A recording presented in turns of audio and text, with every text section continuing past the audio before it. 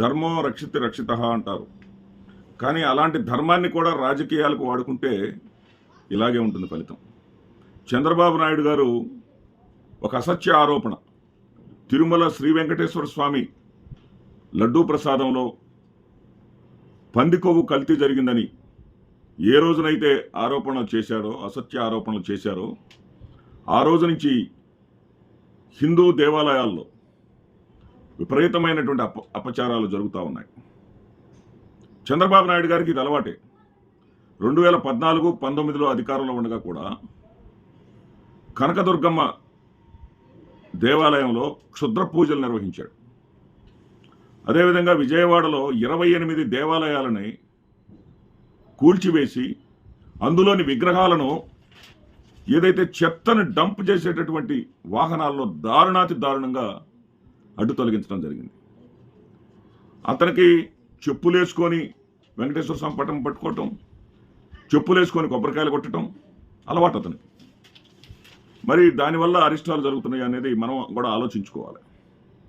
ఈ రోజున తిరుమల తిరుపతి దేవస్థానం పరిస్థితి ఈ కూటమి అధికారంలోకి వచ్చినాక ఎంత దారుణంగా తయారైందంటే, మార్చి 15వ తేదీన మనందరం చూసాం. అక్కడ మద్యం హల్చల్ చేస్తూ, మద్యం తాగుతూ, మద్యం ఎక్కడ బెల్ట్ షాప్ అడ్రస్ కూడా చెప్పినటువంటి పరిస్థితి మనం చూసాం. ఆ తర్వాత 4 రోజులకే నాన్ వెజ్ పొట్లాలని తిరుమల కొండల మీద మనం చూసాం. ఇంతే కాదండి, వైకుంఠ ఏకాదశి నాడు తొక్కిసలాటలో 6 ప్రాణాలు కోల్పోవటం ఏంటండి. అదేవిధంగా అనేక మరణాలు. భోజనానికి వెళుతూ అన్నప్రసాద కేంద్రంలో 12 ఏళ్ల బాలుడిని తొక్కుకుంటూ జనం వెళ్ళటం ఏంటి, చనిపోవటం ఏంటండి. ఇలాంటి ఎన్నో దుర్ఘటనలు ఈ కూటమి ప్రభుత్వం అధికారంలోకి వచ్చినాయి. అదేవిధంగా కాశీనాయన క్షేత్రంలో 10 మందికి అన్నం పెట్టేటటువంటి కాశీనాయన క్షేత్రాన్ని కూల్చివేయటం ఏంటండి.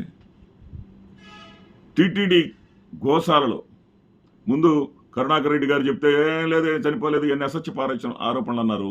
అధికారికంగా 191 గోవులు చనిపోయినట్టుగా చెప్పారండి. శ్రీకూర్మంలో తాబేళ్లు మృత్యువాత అండి. ఇంతకన్నా అపచారం మరుగుతుందా? తాబేళ్లు మృత్యువాతకు పడ్డాయండి.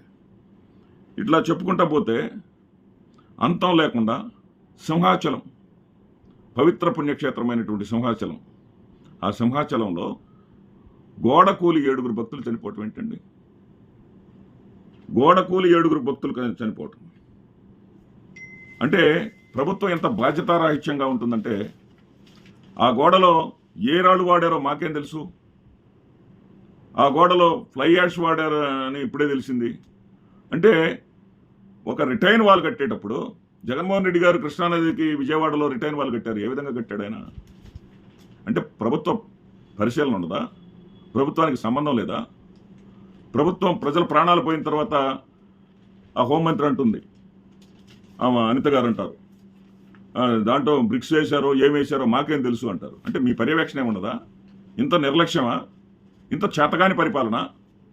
ఎంతప్పటికీ కూడా గతాన్ని దవ్వుకుంటూ కాలక్షేపం చేయటమేనా? జగన్మోహన్ రెడ్డి గారి ప్రభుత్వానికి సంబంధించినటువంటి వ్యక్తుల్ని, జగన్మోహన్ రెడ్డి గారికి మద్దతు ఇచ్చే వాళ్ళని అరెస్టులు చేయటం, వాటి మీద దృష్టి పెట్టడమేనా? ప్రజలకు సంబంధించినటువంటి పరిపాలన మీరు చేయరా?